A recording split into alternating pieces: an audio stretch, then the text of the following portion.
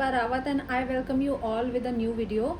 आज हम अफोरिज्म 3 के बारे में बात करेंगे। Aphorism 3 of Organon of medicine, जो शॉर्टली ब्रीफली मैं आपको इस वीडियो में समझाऊंगी। If you have any doubts you can ask me on my Telegram channel, जिसका लिंक मैं नीचे दे दूँगी। और ये जो नोट्स मैं जिससे आपको पढ़ाने वाली हूँ वो नोट्स भी आपको मेरे टेलीग्राम चैनल पर मिल जाएंगे।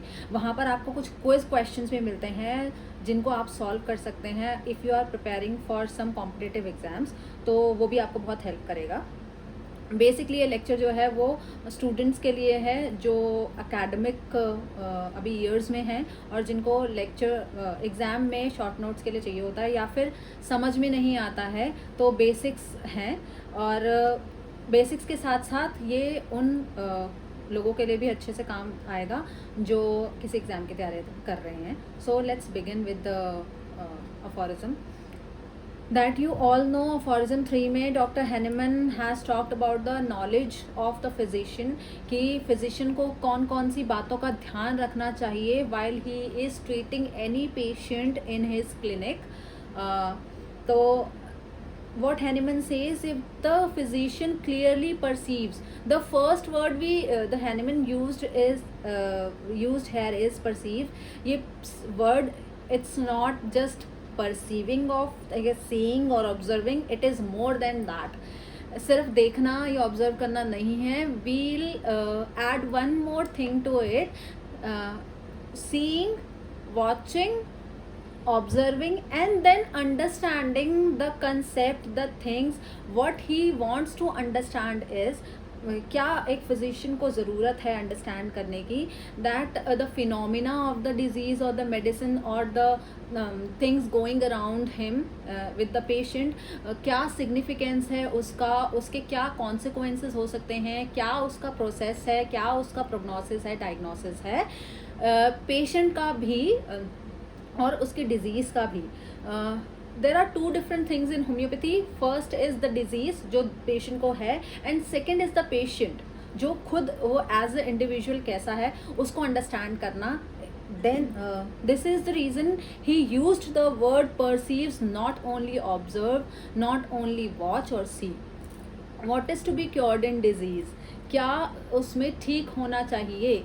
अभी आपको कैसे पता कि ये डिजीज़ का सिम्टम है या ये पेशेंट का सिम्टम है, उसमें क्या सही होना चाहिए।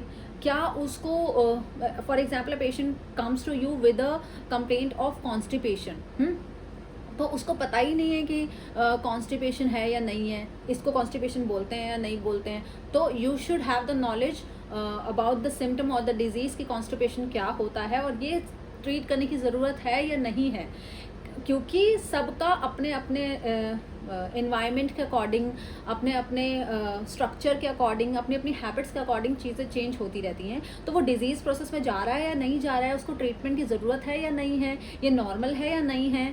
हाँ, ये जानने के लिए आपको पता होना चाहिए ना कि क्या डिजीज़ में क्योर करना है और क्या नहीं करना है। That is to stay in every individual case. ये हर इंडिविजुअल केस की बात इसीलिए हो रही है क्योंकि कुछ लोगों को वो नॉर्मल लगेगा, वो नॉर्मल होता ही है, लेकिन कुछ लोगों को वो लगेगा तो बहुत बड़ा प्रॉब्लम है।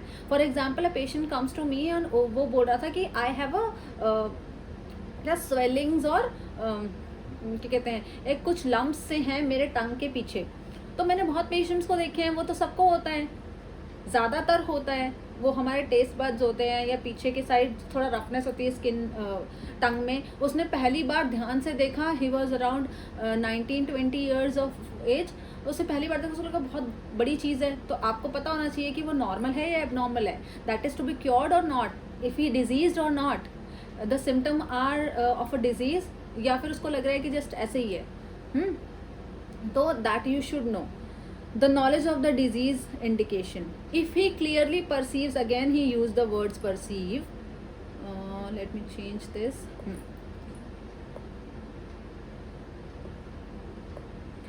if he clearly perceives what is curative in medicines। secondly, he should know about the medicines he is using।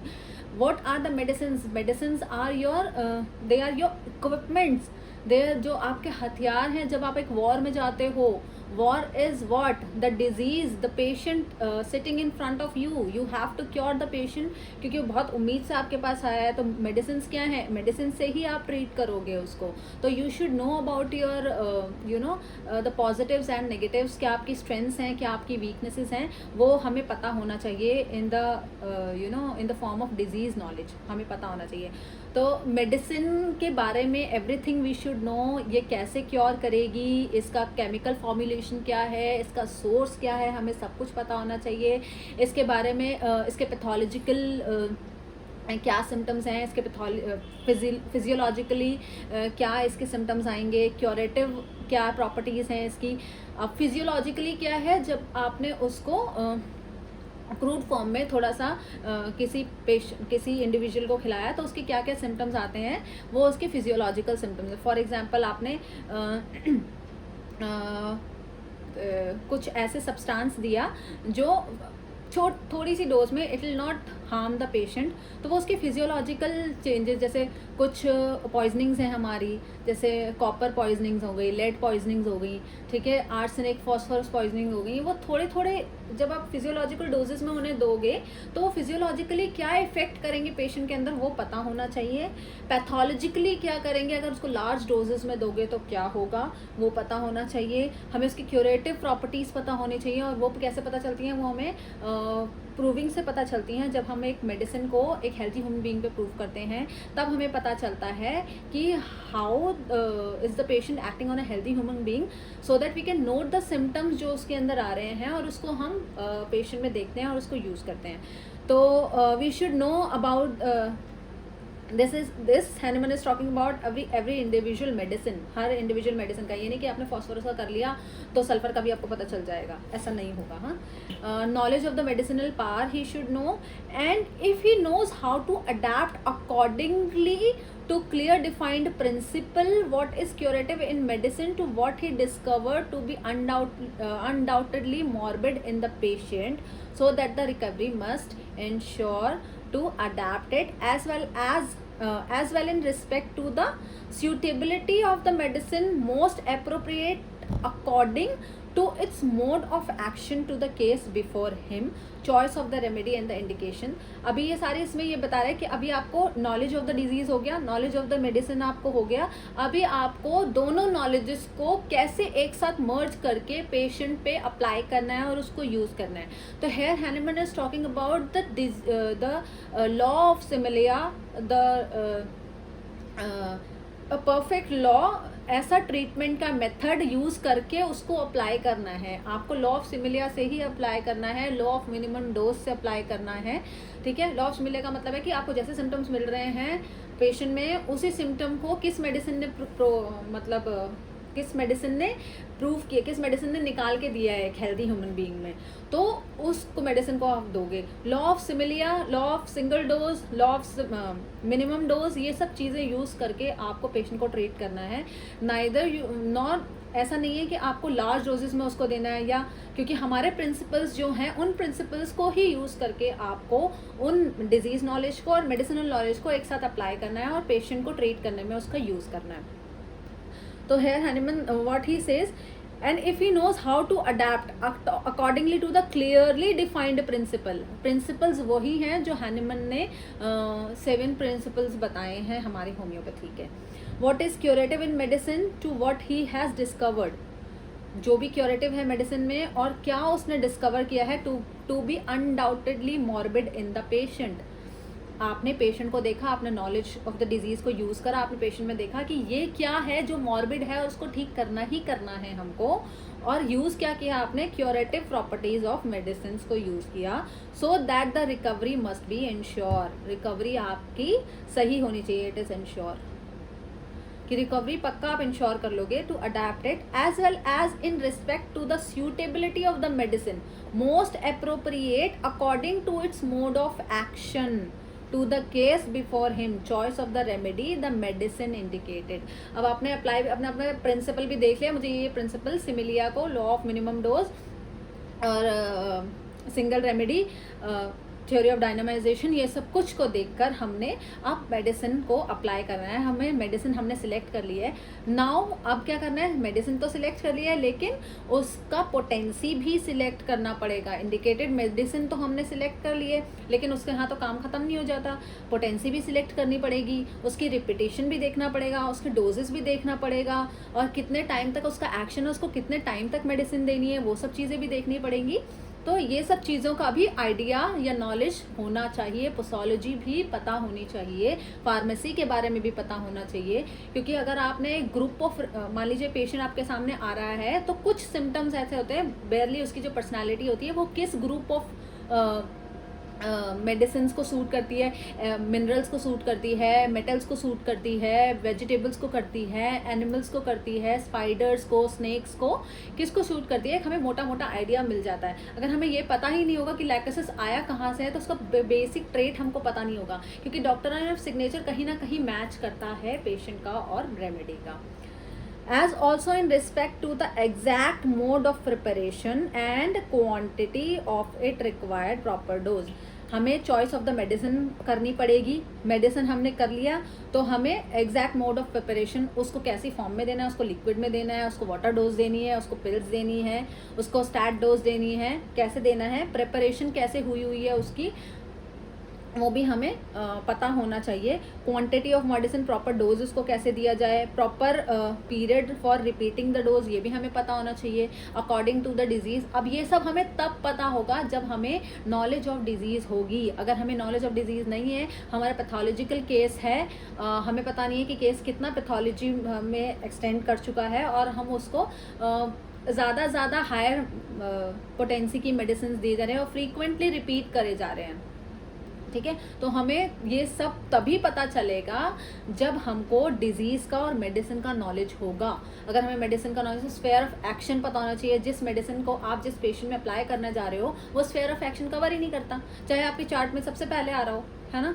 तो चार्ट में सबसे पहले आने वाली मेडिसिन ही दी जाए ऐसा ज़रूरी नहीं होता। कई बारी चौथे नंबर की, पाँचवें नंबर की मेडिसिन भी आपकी मेडिसिन हो सकती है।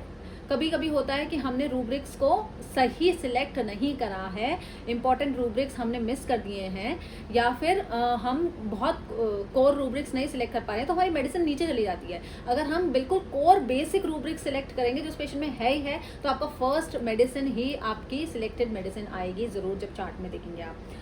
एंड फाइनली क्या है, he should know about the obstacles to recovery in each case and is aware how to remove them.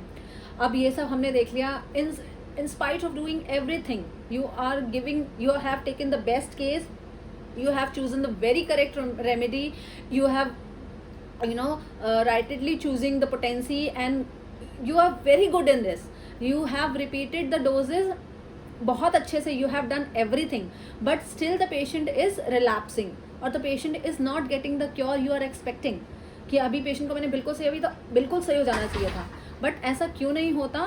Because of the thing कि there is some obstacle to the cure, कुछ ऐसी चीज़ है जिसकी वजह से आपका मेडिसिन जो है वो काम नहीं कर रहा है, तो वो भी हमें पता होना चाहिए, वो भी पेशेंट को पता होना चाहिए so that we can restore the health of the patient permanently. Or then he understands how to treat judicially, rationally, and he is the true practitioner of the healing art. तो इस तरह से हमें हमको पता चल जाएगा कि वो हम सही दे रहे हैं और he is only the true practitioner of the healing art. तो this was all about the फॉरिज्म number 3। इसका पूरा नोट्स भी आपको मैं टेलीग्राम चैनल पे दे दूँगी। अगर आपने किसी एग्ज़ाम में जाके लिखना है या आपने जो मैंने आपको बोला वो आपको समझ नहीं आया है, वीडियो को दोबारा से देखिए और एक बारी इन नोट्स को पढ़िए। पूरा मैंने डिस्क्रिप्शन इसका फॉरिज्म का दिया हुआ है, तो वहाँ पर जाकर टेलीग्राम चैनल पे जाकर आप इसके नोट्स की फ़ाइल को डाउनलोड कर सकते हैं, पढ़ सकते हैं और इससे प्रेरणा लेकर आप अपनी एग्ज़ाम में लिख सकते हैं। You will definitely get a very good score. Thank you so much. I will see you guys in the next video. कोई भी डाउट्स हो you can ask, you can join the Telegram channel. There is a email ID also which I have mentioned, उसमें भी जाकर आप अपने queries और doubts पूछ सकते हैं। Thank you so much.